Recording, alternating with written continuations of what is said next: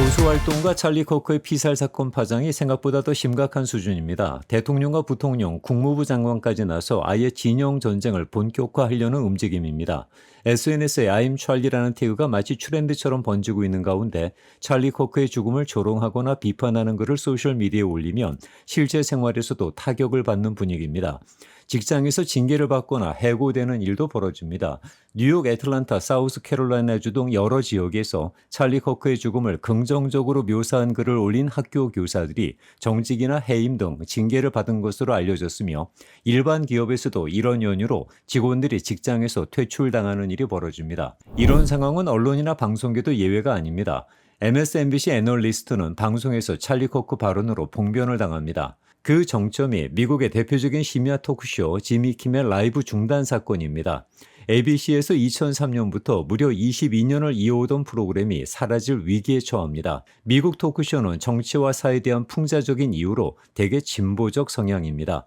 라디오 DJ로 방송을 시작했던 지미 키멜은 그 중에서도 거침없는 발언으로 논란과 주목을 동시에 받아온 인물이었죠. 그러다가 이번에 찰리 코크 사태와 관련 트럼프 대통령을 겨냥한 직격탄을 날리면서 방송을 관장하는 미국 연방통신위원회 위원장까지 나서 강하게 성토하게 됩니다. 결국 프로그램 중단이라는 초유의 사태를 맞게 됩니다. 언론 자유에 대한 침해 우려는 물론 정치적 검열이라는 말까지 나옵니다. 벌써 SNS에서는 ABC 디즈니 보이콧이라는 해시태그가 돌고 있습니다. 찰리 코크도 생전에 반대 진영으로부터 엄청난 공세에 시달리면서 표현의 자유에 대해 역설했던 인물입니다. 자신의 사망과 관련한 이런 일련의 전개를 그는 어떻게 생각할까요? 미국이 미국이게 하는 가치라는 게 있습니다. 지금 미국은 그런 것보다는 자신이 옳다고 믿는 신념이 지배합니다.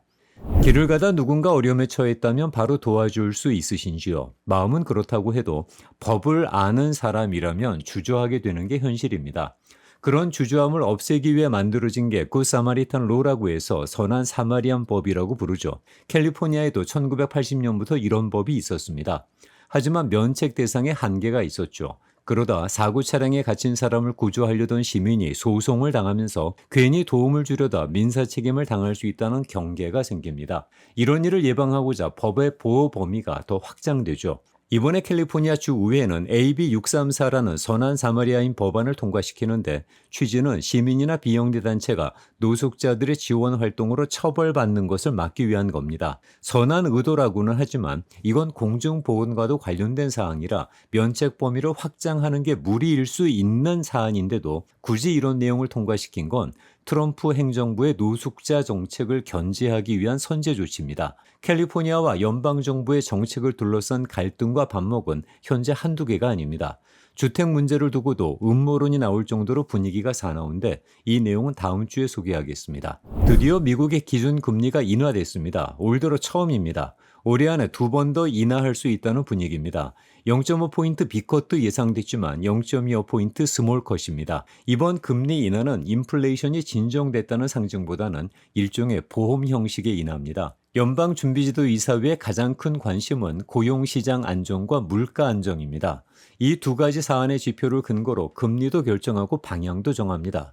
금리 인하가 발표된 직후 주식시장 반응은 미지근했습니다. 이미 시장에 다 반영된 상황이었는데다 기자회견에서 파월 의장의 발언이 애매한 탓도 있었습니다. 주식시장 역사에서 9월은 september 이펙트라고 해서 전통적으로 성과가 좋지 않은 달입니다. 올해는 분위기가 다르다고 하는데 전통이 결국 반복될지 새로운 국면을 보게 될지 9월의 마지막 주가 알려주겠죠. 미국 주식에 투자하시는 분들 많은데 잘 마무리되길 바라봅니다. 이번 주는 여기까지입니다. 다음 주에 돌아오겠습니다. 감사합니다.